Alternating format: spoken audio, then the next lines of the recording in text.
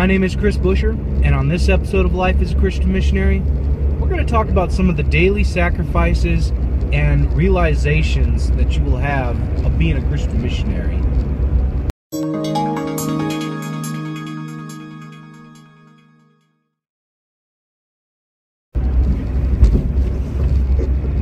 Now first I want to apologize about the shakiness of this video. I'm on my way to an appointment and using the little car holder to record this. It's completely safe because it's all hands-free, of course, and not distracting because I don't need to look at it. But the reason for this video, the reason that I felt pressed upon my heart to be making this video for you, is a few weeks ago, actually probably about 3 or 4 months ago, I received this letter in the mail, a handwritten letter, and honestly, it's been so many years since I've received a handwritten letter that it was really neat to receive one of these again. And it was from a young man named Julian, you know, he was talking to me, he read some of my books, and just, you know, the Lord just was really impressing on his heart, and he wanted to contact me for advice and different things like that. And then later on we started talking through, you know, email and WhatsApp. Anyway, long story short, he was asking me some advice on being a Christian minister. He was new into ministry. You know, the Lord just did wonderful things in his life, and you know, he just wanted to really give glory to God. And I had to tell him some things that, you know, he might not have been expecting to hear. When most people think about being a Christian missionary, they think about the mountaintop experiences. They think about calling people into the cross of Jesus. They think about ministering the gospel in the streets to some drug addicts, to some gangsters. They think about preaching in large events. They think about taking the Bible and bringing it to little villages and places that they don't have these things. And you know, those events are real, they happen, and I'm so happy every time one of those happen. But that's a small portion of the time of being a Christian missionary.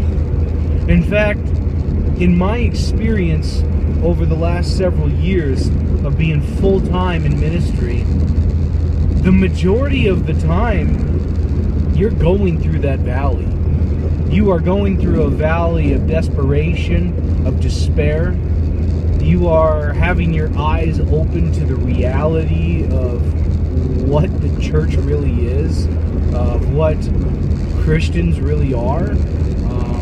You're being unplugged, so to say. When I was a young believer in the church, I had these wild imaginations of being a Christian missionary. I thought about only the good times. I didn't know about all of the suffering and struggles that I would be going through. And so I had to tell Julian, I had to tell him, listen, most times as a Christian missionary, it's valley after valley after valley after valley, trying to get to that next mountaintop. And I believe that's the way that God really designed this. He designed it to keep us dependent on Him, to keep us focused on Him, as Him being our real provider, Him being our real comforter, Him being everything that we need. So we don't put our faith and our focus on the material things in this world. I had my heroes, so to say, when I first entered ministry. I started thinking about all the big names. And I'm not going to mention these big names because you know them, and that's not what this video is about. But I had this idea, if I could just meet one of these big name preachers or big name missionaries, that I would just have this mountaintop experience and the heavens would open up and oh, glory, hallelujah. And let me tell you, when I met a lot of these big name missionaries and big name preachers, disappointment was the one way that I could describe it. Not that they did anything wrong. They did nothing wrong as far as I know. But what happened was, they're just a man or they're just a woman. They're nothing special. They're just another servant of God. and I put them up on this pedestal and thought that they were some type of prophet like Moses or something, and that's just not the reality.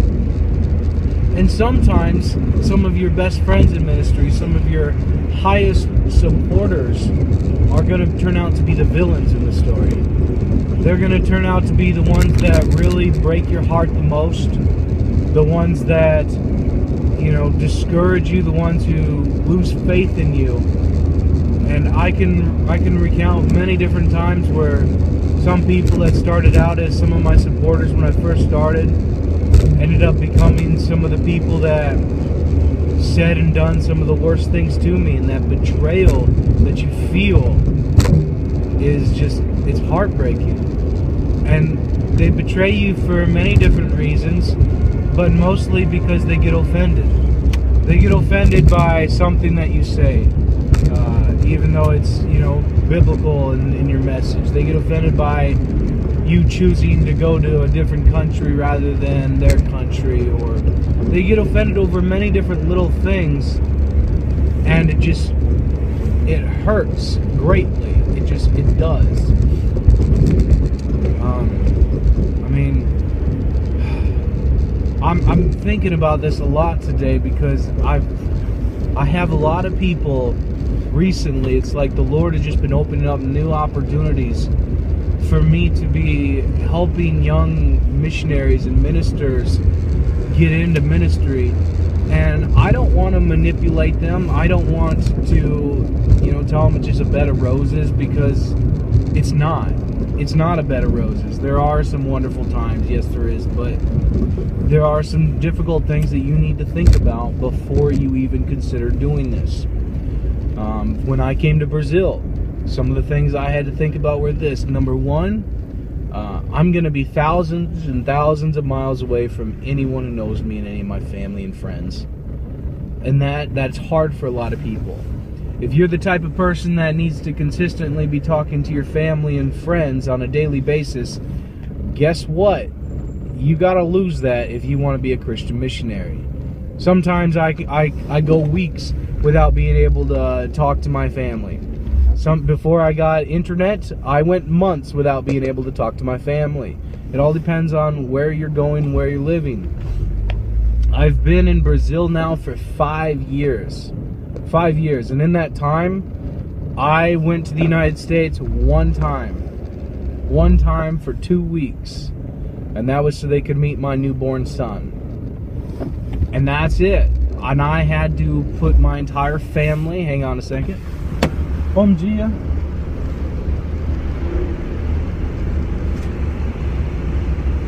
Obrigado. Ciao. I had to put my entire family on the shelf and say, God, you gave me that family, they're yours now. I can't be what they want me to be. I can't be there for them. And you see things on the internet, you see videos and pictures of them growing up and them getting married, or them graduating university, or all of these different things, holidays. You see all of these things, and you see them growing up and living their life without you. And year after year and month after month, slowly, a little at a time, you almost have nothing in common anymore except the blood that's running through your veins. The stories that you have, you don't share anymore. Your focuses are completely different. Everything is different. You have to, and I know it sounds sad, but you literally, you put your family on that altar of sacrifice, and you say, Lord, it's yours. Okay? That's number one. Number two, I had to come to the realization when I came here, I don't speak the language. And as you just saw, I can speak a little Portuguese now, but when I first started, no, I could not speak any Portuguese. I was an American, and you know, there's a joke that we have here in Brazil, and I'm sure a few other countries as well. What do you call a person that speaks 3 languages? Trilingual. What do you call a person that speaks 2 languages? Bilingual. What do you call a person that speaks 1 language? American. That's right. So I had to learn Portuguese. That was another big obstacle. You go to another country, you got to learn their language if you want to effectively minister the gospel of Jesus Christ. It's just that simple. Another thing you got to think about, when I first came to Brazil, I had to realize that funerals are very different here than they are in the United States. In the United States, if a person dies, they get, you know, about like a 3 or 4 day window from the time they die until the time they get buried. Sometimes longer, sometimes shorter. And there's, you know, a beautiful little ceremony, and your family and friends gets to say goodbyes and everything. That doesn't happen here in Brazil. In Brazil, on average, a person gets put in the ground about 12 hours after they die. If it takes longer than 24 hours every single day, they get fined for not having that body in the ground. If I want to have my body sent back to the United States so I can be laid to rest next to my grandparents and my sister and other family who have gone before me, that would cost a lot of money that I personally don't have, and I don't want to put that burden on my family. I had to come to the realization, when I die here in Brazil, I'm going to be put into a ground within a few hours. None of my family in the United States, none of my friends in the United States are going to be able to come and say their goodbyes. And I'm going to be forgotten. That's just how it's going to be. My body is going to be down here, and my family will never be able to come, you know, and see the place that it was. It's just that simple. On the other hand of that, when one of my family members dies in the United States, I don't get to go there either. I don't have the money for the tickets to go up there. I get to talk to them on the phone, maybe, to say my goodbyes, or I get to talk to the family members. I get to watch a little video of the ceremony. That's about it. These are some of the basic things that you need to be thinking about. There are consequences to moving your entire life, to changing everything, all for the hope of reaching the lost for Jesus.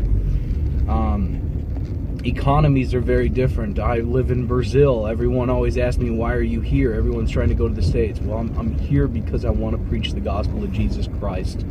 That's where God has called me. To summarize, when I was a new believer, or I'm sorry, a new minister, I heard a story of some missionaries, and I forget the country, I forget the people, but if you are familiar with Christian history and popular missionaries, you probably have heard this before, and so if I'm forgetting their names, please forgive me. But there's an area where these ministers would go in to preach the gospel in a city, and before they would go there, every single time they had this tradition. They would dig a hole. They would dig a burial hole for their own body. And they would dig it perfectly so their body would fit, and then they would go into the city to minister. Because they had to realize the great likelihood that they could die preaching the gospel in that city because of the dangerousness of it. Every time that I am about ready to leave in the morning, I kind of symbolically do something like this. I don't actually dig a hole. That would be a little crazy. But in my mind, I let myself know very well the reality of the situation. I let myself know that my life is not my own. That I'm here for a purpose. I'm called for a reason. And that is just how it is. So if you are a young minister, a missionary, or someone wanting to get into the gospel of Jesus full time, this is my advice for you.